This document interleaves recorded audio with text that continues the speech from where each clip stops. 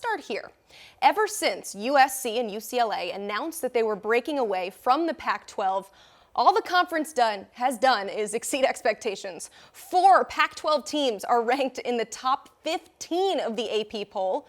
Only the SEC has more with 5. So it's time for some conference conversation, and we're talking Pac. Starting with the current standings here, USC, the only team with 2 conference wins, so they are understandably at the top. 5 teams 1-0 in conference play. It is very early, so this will definitely change a lot, but for a fun exercise, Carl and Blake ranked the teams with winning records, which is 8 of them.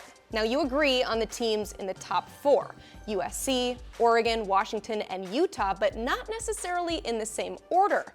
We'll hit on that in just a bit. You're looking at Blake's right now, but I want to start with Carl, and I want to ask about the biggest discrepancy here.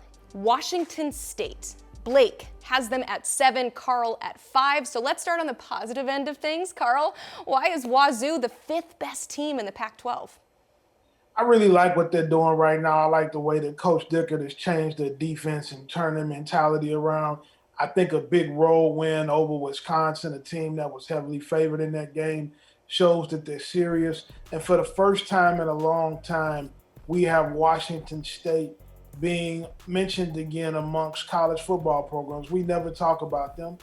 Probably not since Mike Leach was the coach, but that was more talking about the coach than the actual program. I think they're doing a great job there, and I think Washington State is going to continue to play great football as the season goes on and position themselves well for a nice bowl game. Blake, you have them a little further down at 7, so make your case for why Washington State isn't necessarily the 5th best team, but still up there in the top half. Well, mostly it's because of their schedule. The Pac-12 to me is a wide open conference. It reminds me a little bit of the Big 12. And Wazoo is a solid team, really good home team. Like Carl mentioned, great road win at Wisconsin this year, but they're going to be a really tough out, but they've got some tough games ahead. And I think that's the difference between them being at the upper echelon of the Pac-12 to me, just and being just a little bit down. But they have the capability to beat anyone, any weekend, and they're starting to hit strides on both sides of the ball right now. Yeah, they are certainly fun to watch with Cameron Ward there at quarterback. Now, meanwhile, your number 2 and 3 teams are a little bit different. Blake favors Oregon, while Carl, you like Washington better, so let's just keep it simple here. Oregon and Washington, they play each other on November 12th in Eugene. So, Blake, who wins that game? Well, I think it's Oregon because it's a home game, and that's how I decided between 2 and 3. I really like what Washington's doing this year. I like what I've seen with Michael Penix Jr. They've got a great schedule, avoiding USC and Utah this year. But I think the difference is going to come down to them playing at Oregon. That's a heated game, and 2 teams that don't like each other. I have a little bit more faith in Bo Nix, especially at home, than some people do. But Oregon's got a really tough last 3 weeks of their season with Washington, Utah, and of course the Civil War, which is always a really tough game. Well, Blake, go ahead. I prefer Washington in that game, and I just say it because it's hard for me to bet on Bo Nix in a situation like that. And I think the Washington offense really does a great job of taking advantages of the weakness that another team has. And I think that Kalen DeBoer just has Washington a little better positioned at this time right now. I like, too, the fact that Oregon has seen the best team in the country already week 1. And they played Georgia. They've seen what the best players, the best team looks like. They're not going to see a tougher team than that for the rest of the season. So everything after that should be a little bit easier. Of course, it's never easy. But I think that gives them a little bit of advantage, even though they got smoked by Georgia. At least they got that out of the way, and they got to see what big boy football really looks like.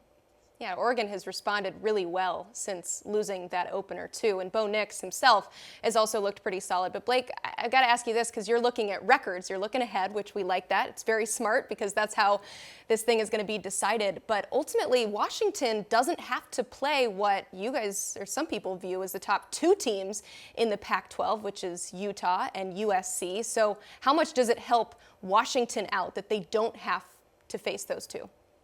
Oh, it's huge. I mean, that's two of the toughest games in the Pac-12 that you get to avoid until maybe the championship game. So it's a huge advantage for them.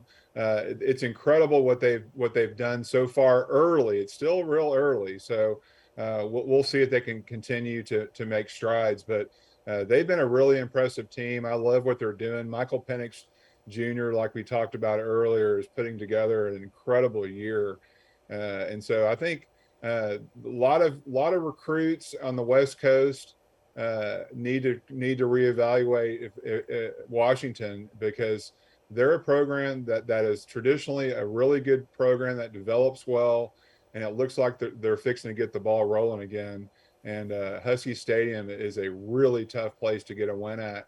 The last few years it hasn't been, but it looks like when they play at home this year, it's going to be a tough out for anyone. I'm loving the fact, too, that there's so much parity. I mean, we don't know who's going to win on any given Saturday, but Carl, I'll ask you this. We have to talk about USC. Both of you guys put USC at the top of your lists.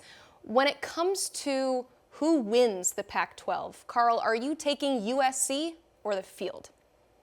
I'm going to take USC. Okay. I think they have a coach that's won conference championships.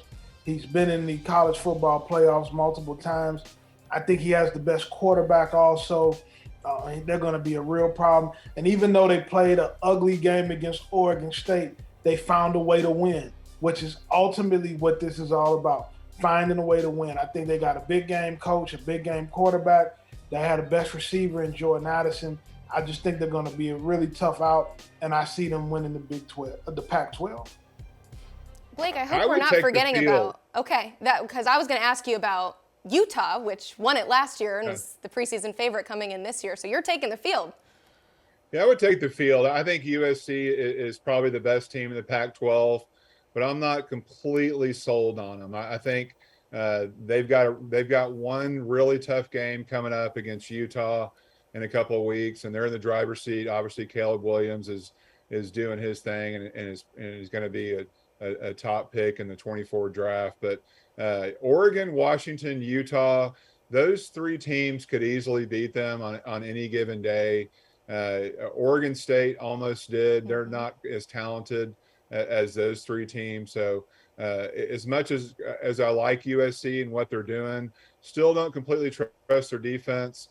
And I could see any of those three teams beating them in the championship game. I think sometimes we give teams like Oregon State too much credit for almost winning. Almost doesn't count in the game of football. Utah really made my head hurt the way they got dominated against the Florida Gators, and the Florida Gators is not one of the top teams in the SEC. I just still got to go with USC in this situation. I like it. One last note on USC. They currently have created 14 takeaways and have turned the ball over 0 times. That is certainly a recipe for success and a recipe for defeat for Oregon State, who turned the ball over multiple times in that game.